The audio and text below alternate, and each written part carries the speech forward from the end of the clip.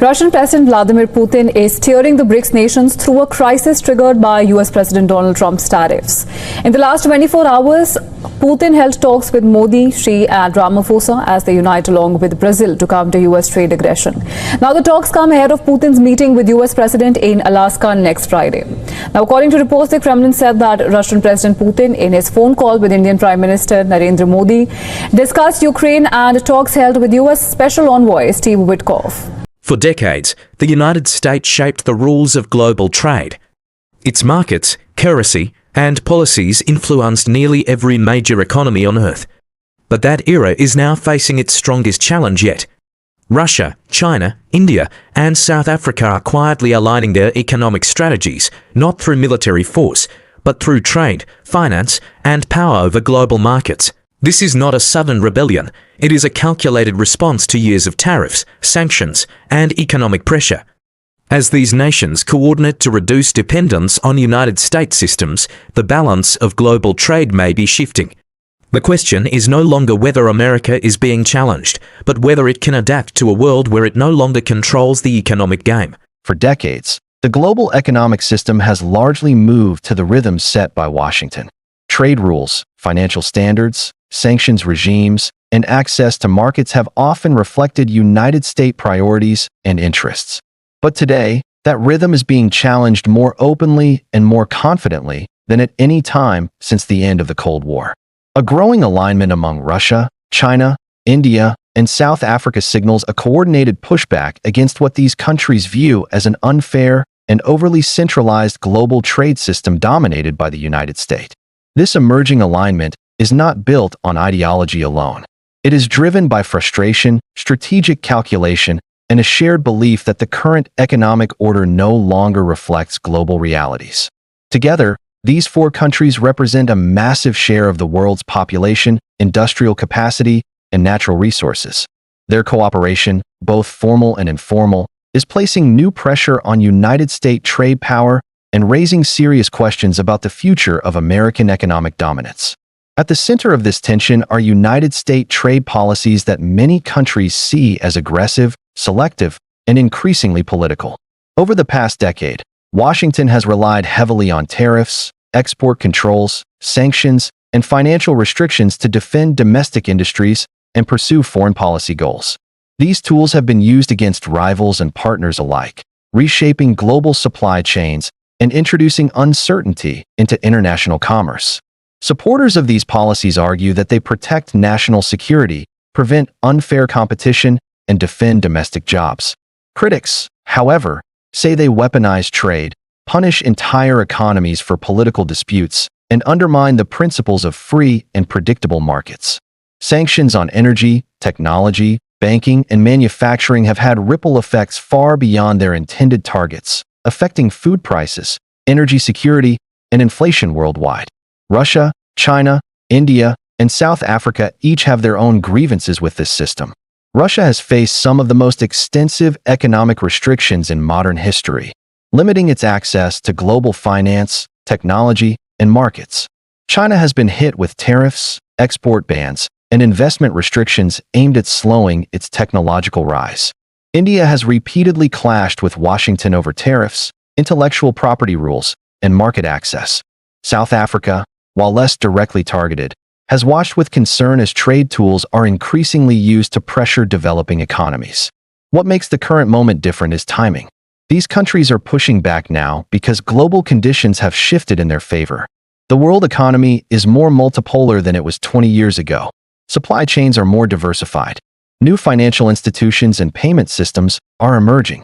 And many countries, especially in Africa, Asia, and Latin America, are increasingly willing to question the authority of long-standing economic gatekeepers. The COVID-era disruptions, followed by inflation and energy shocks, exposed vulnerabilities in a system heavily dependent on a few financial centers and reserve currencies. At the same time, repeated trade disputes and sanctions convinced many governments that economic dependence on a single power carries serious risks.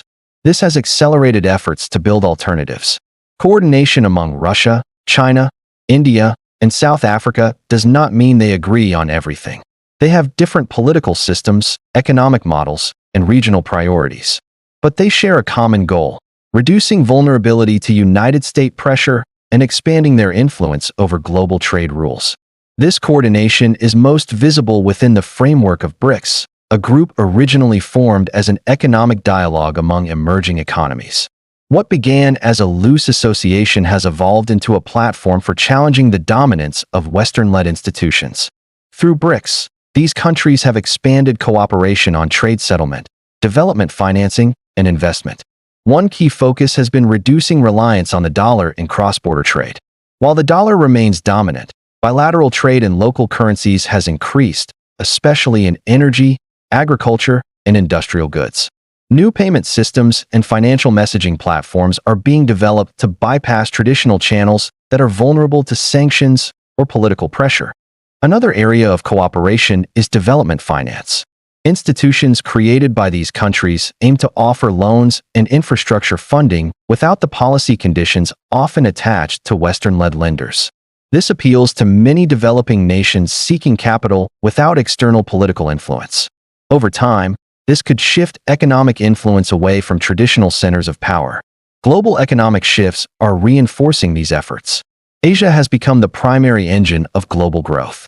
Africa's population and consumer markets are expanding rapidly. South-South trade is increasing faster than trade between developed economies. In this environment, the United States is no longer the only market that matters. The impact of this alignment on the United States economy could be significant, though not immediate. Reduced demand for dollar-based transactions could gradually weaken financial leverage. If major economies settle more trade outside the dollar system, Washington's ability to use financial sanctions as a policy tool may diminish over time. American exporters could also face stiffer competition in markets where these countries coordinate trade preferences or infrastructure investment. Energy markets are another key area. As large producers and consumers align outside traditional frameworks, pricing power and supply routes could shift in ways that reduce United States influence. For global trade, the implications are profound. A more fragmented system may emerge, with parallel rules, institutions, and standards. This could reduce efficiency and increase costs in the short term, but it could also give countries more choices and bargaining power. Some analysts warn that this fragmentation could increase instability. Others argue it reflects a more balanced and realistic global order. Reactions from analysts have been mixed.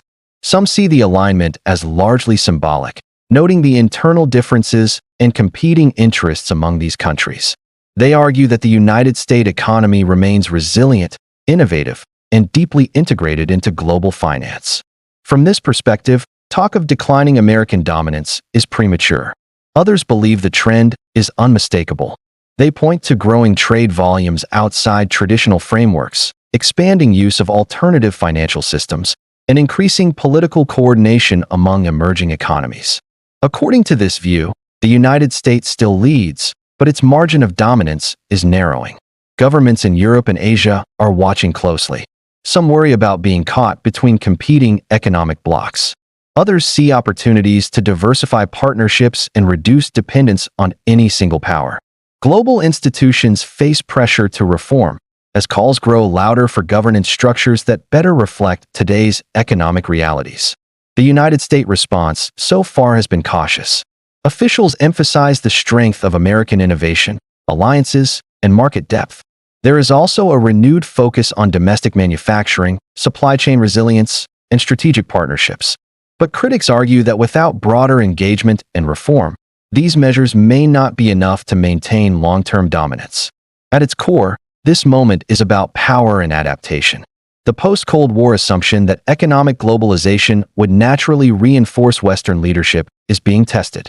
Countries that once accepted the rules are now questioning who wrote them and whose interests they serve. Whether this alignment leads to confrontation or cooperation remains uncertain. It could push the United States and its partners to reform trade practices, making them more inclusive and less coercive. Or it could accelerate division, creating competing systems that reshape global commerce. What is clear is that the world is changing. Economic influence is no longer concentrated in one place. The coordination among Russia, China, India, and South Africa reflects a broader desire for autonomy and balance. It is a signal that many countries want a greater say in how global trade is governed. The question now is not whether American economic power will disappear, but how it will evolve. Can it adapt to a world where leadership is shared rather than assumed? Or will resistance harden into rivalry? As global trade patterns shift and new alliances take shape, the pressure on Washington will continue to grow. The choices made in the coming years will help determine whether this moment marks the beginning of a more cooperative multipolar system or the opening chapter of a more divided economic era. The world may not be witnessing the end of American influence, but it is clearly moving toward a new economic order, one where power is negotiated rather than imposed, and where the rules of trade are no longer written by a single hand.